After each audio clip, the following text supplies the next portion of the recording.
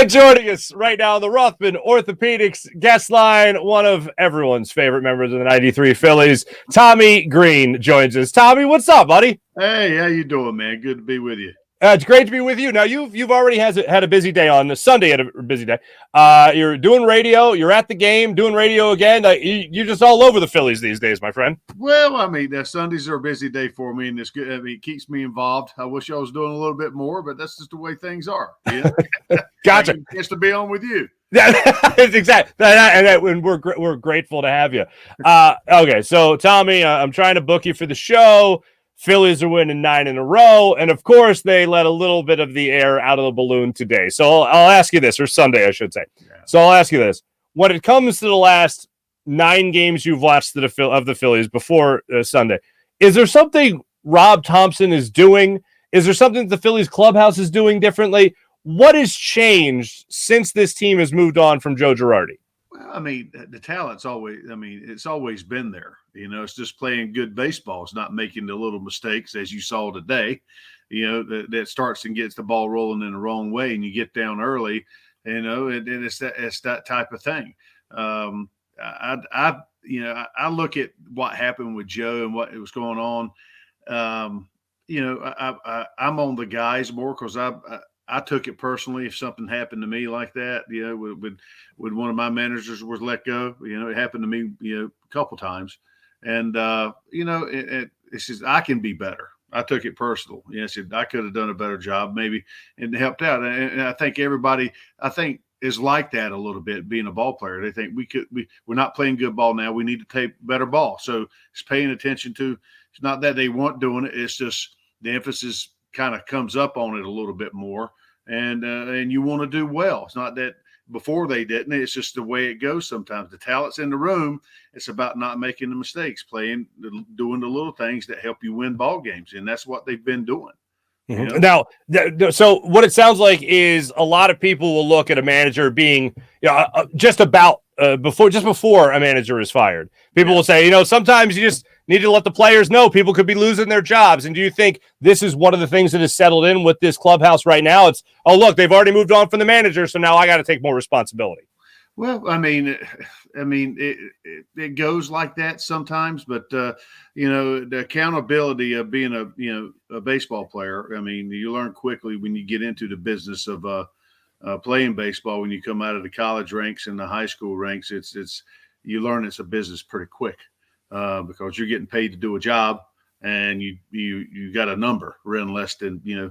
You try to keep it fun and play for the love of the game, and like you did when you're younger. I mean, you love to play. You were good at it. That's the way you got to play games with yourself to try to keep it that way, and so it frees yourself up to have success. Nobody likes to fail, you know, and a lot of guys that have never failed growing up through their life a lot. They've always succeeded, so to speak, you know, and that's one of the lessons learned by minor league baseball and when you get up to the big league. Some guys have not failed a lot, and then when you fail a little bit, it gets your attention. Now that's you know, do you come back from it? Do you let it, you know, because I went through it in the minor leagues. You get a piece of humble pie, and and I mean, that humble pie don't taste good.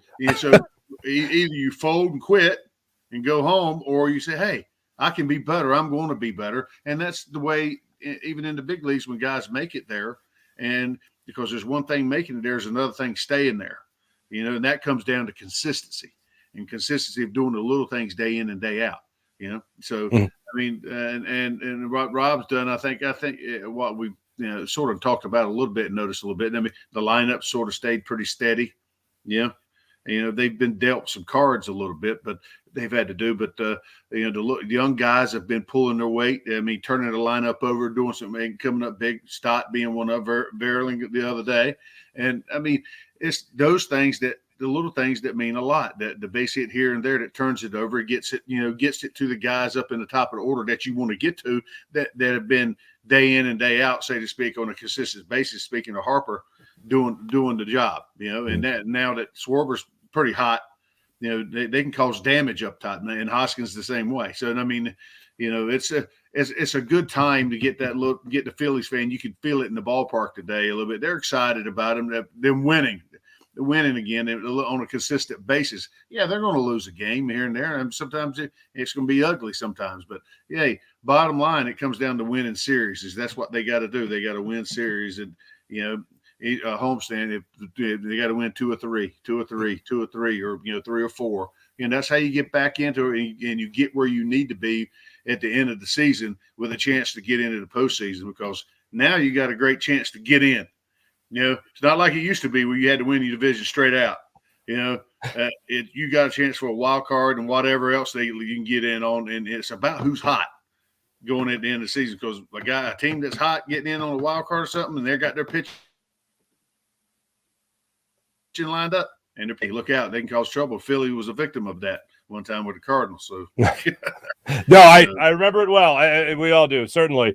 Tommy, I want to go back and talk about some of those younger guys. Do you feel like they got a little bit longer longer leash with Rob Tomson, more so than they did with Joe Girardi?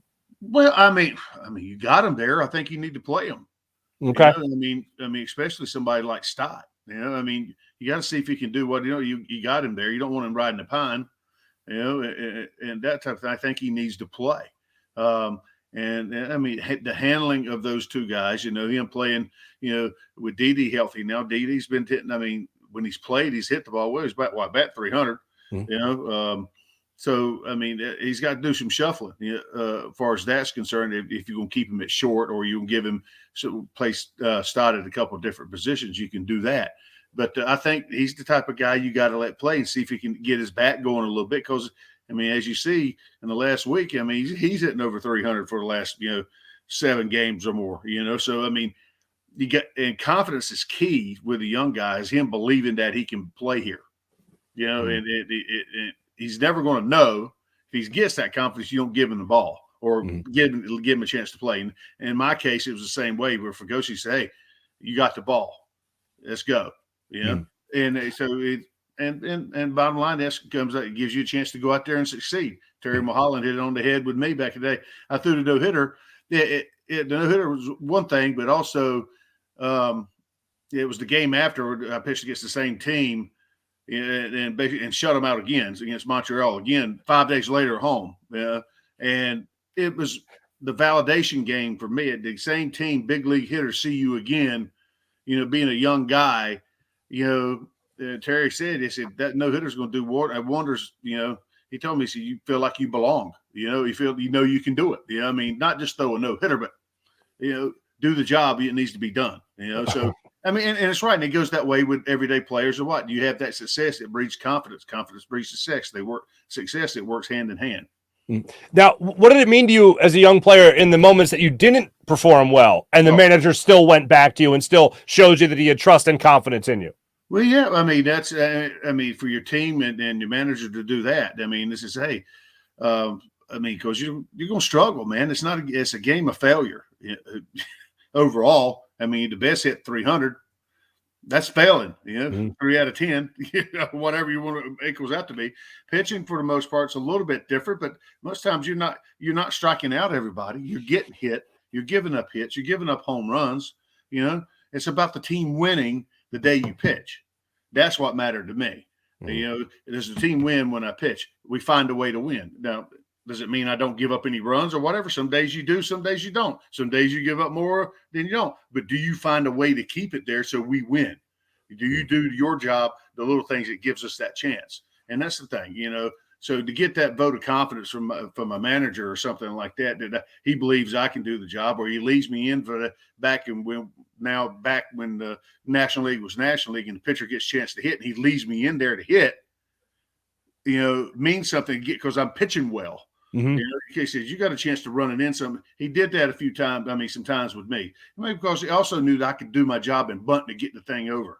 And that's a vote of confidence. It does feel good for a young guy to get that from his peers and his manager, but you have to earn that. You have to go out there and show that you're doing good, positive things. I obviously can't have a starting pitcher on this show and not ask you specifically about one starting pitcher, and that's Aaron Nola. And he has been inconsistent. He's been great, wildly amazing and great, and then 5 runs. And then wildly amazing, great, and then there's another 4 runs. what do we have? Like, when you look at Aaron Nola, what is your assessment of him right now? Right now, I'm going to leave him alone because he's in a good trail. I mean, and also, I mean, it's baseball. You know, I mean, it's a hard thing to do, what, year in and year out. I mean, and be dominant. I mean, do I classify his stuff sort of like, you know, so the dominant guys like DeGrom and, you know, whatever, Scherzer, you know, in his heyday, you know, I mean, Scherzer still pitches. He's learned how to pitch. Right. Does he have the fastball velocity like he used to? No. Yeah. You know, so Verlander, I mean, look at him. He's a freak, you know, but he's still doing it, but he's learned how to pitch. It's about the maturity and maturation of things he needs to do. And Aaron's he's got that calm, cool collection of things. You know, it's just he got caught over here, you know, the past year, the mistakes that he's made, he's given up the long ball. And it so happened, you know, of recent, it's probably been with a couple guys on, or, you know, it's not been a solo, it's been 2 or 3 run homers. And that bangs you up as a starting pitcher. You can recover from solo homers. I gave up Wrigley Field one day with the wind blowing out. I pitch 8 innings, give up 4 hits, give up 3 solo homers, and won 5-3. You know, it's about not walking nobody before them and nobody being on base. Yeah, the crooked numbers. Give up the home run, but yeah, it happens, you know? Right. So. Gotcha. So this team's coming to town now, named the Miami Marlins. And as I know that you know, the Phillies have not had kryptonite. Okay, yeah. What is it when, like, did you know when another team just had your team's number? Like, no matter what it was, you could be riding, you could win 9 of 10, and then the Marlins come to town, or you face the Marlins, whatever, and they just got your number. How do you kick that black cloud that's hovering over you? Well, it's amazing. You know, you just, I mean, you have to treat, I know as a pitcher, you know, when you start going through some rough times, you go back to the basics. You take one pitch, one batter, one pitch at a time. You know, that's all you got control of. It's like playing golf. You know, all you got control is your setup. The same thing as being a hitter in baseball. One thing you got control over, you know, is just get in the box and get you set and get ready to go. You know, and golf is the same way. You grip posture alignment. You get in there, now you just pull the trigger and let it go. You know, and that's the same thing with you know, pitching and stuff like that. I mean, you got control over in the way you think and go about your things. And some teams have your number, and it seems like, you know, some guys have your number. I mean, it'd be, you know, notorious hitters. I mean, like your Bonds and stuff, guys hit. Somebody told me the other day, Bonds hit 200 off of me. And I said, well, that was the hardest 200 I think anybody's ever hit off of me. But hey, it is what it is. But the guy who I thought that owned me, and it seemed like hit missiles off me all the time, you know, was his old teammate, Mike LaValliere. You know, Spanky. Oh, wow. You know, yeah. Catcher. How about that name? Yeah. It looked like a stop sign coming in there to him. I mean, he hit me, it said, you know. I mean, he said, I asked him, he said, some reason I see you. He said, other guys are coming in the dugout, they say, keep picking him up, man. I mean, deception is a great thing to have in pitching. You know, I mean, you can have good stuff and no deception, and you're going to be backing up bases. You know, but if you got good stuff and deceptions, hey, it could be a good day. You know, and that's the way you look at that. You mentioned golf a second ago. Now, the last time I saw you was the live casino golf outing. It was awesome. I was at River Winds, Jaws' place over there, right across the river, and we had such. But I gotta say this: so around the turn for the back nine, they had a marshmallow tee off. If you remember, a marshmallow. Now I had never heard or seen I never heard of a marshmallow tee up. So what they did was you tee up a marshmallow and you try to just hit it as far as you can. Yeah. So then, like, you know, my whole group hits and it's like dribble, like a little bit, like a couple feet.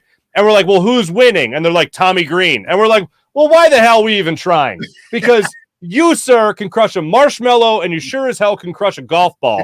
Did you? So my question is selfish. Sorry, audience. Selfish. Did you end up winning the marshmallow tee-off championship? I think I did. I mean, we were a little bit on the late side coming in, but, you know, I think that was, as far as I knew, I was in the head running for that. You know? So okay.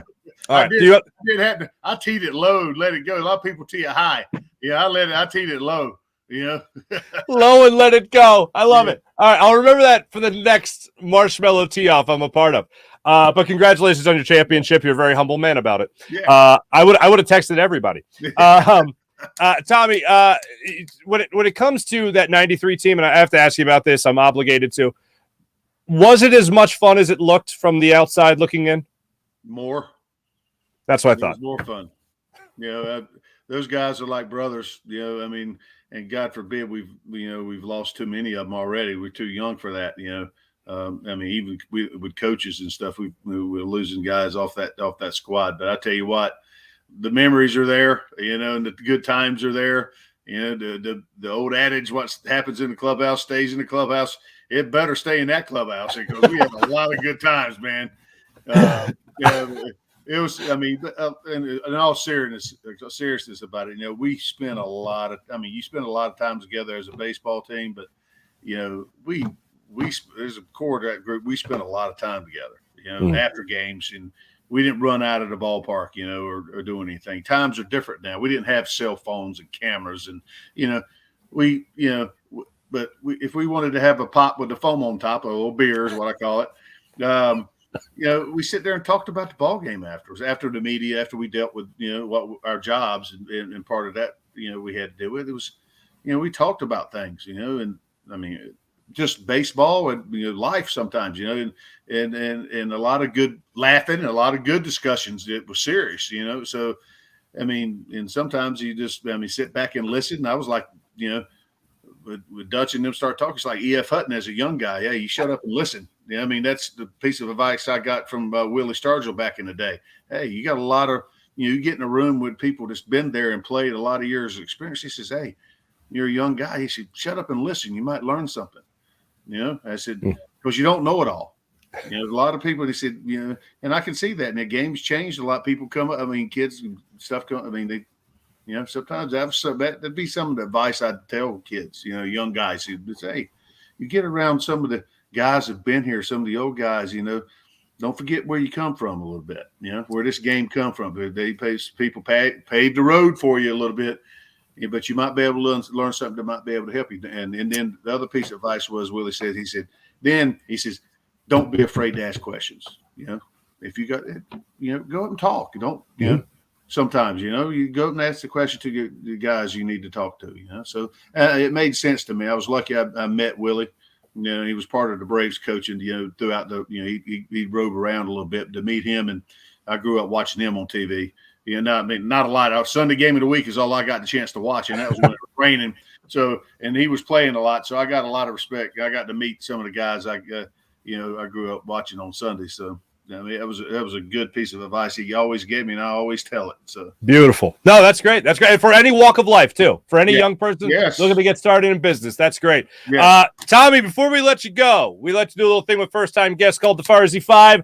Would you like to play the Farzy 5? All right, here we go. All right, let me just bring the band, guys. You guys have been off for a while. Oh, like you haven't missed a beat. These guys are on point. All right, Tommy. First question. Best job before baseball. Best job before baseball. Oh, man. The best job. I got plenty of sun. I was crop tobacco in the summer to have money to put gas in my car. $25 a day. Oh, crop 25 tobacco. bucks a day. We had fun. I got plenty of sun. I didn't ever have to worry about a tan or anything like that, man. That's work great. Hard for a living. There you go. Hey, you smoke cigars today? You enjoy a cigar? I've been laying off of them a little bit, but I do indulge every now and then. All right. Fantastic. All right. Go-to fast food place. Oh my God. Since I'm type 2 diabetic now, I sort of lay off the fast foods a little bit. But fast food, man. I haven't been by a Wendy's or McDonald's or Taco Bell, but back in the day, Taco Bell was the bomb. Oof. Love it.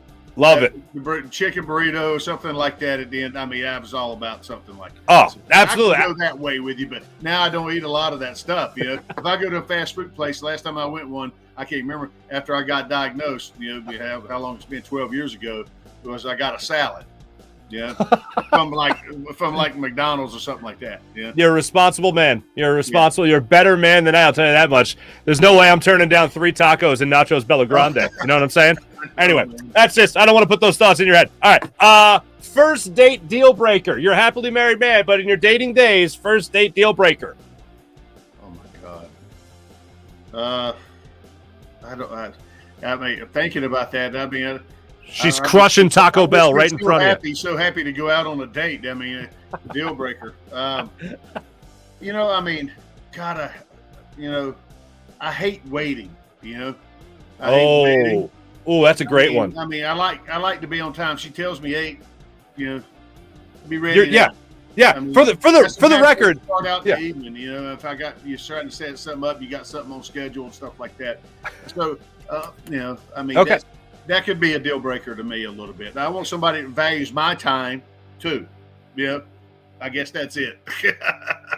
I feel like you're talking to me now, because to pull the curtain back for the audience, we booked the interview for 9 p.m. Sunday night. Yeah. I enter the room, the virtual studio at like 8:52, and Tommy Greene is already sitting there, wondering where the hell I'm at. So my apologies again, my friend. No, you're fine. You're fine. I'm just trying to make sure all my stuff pulled up right. Favorite city to travel to? Oh my God, there's been so many. God,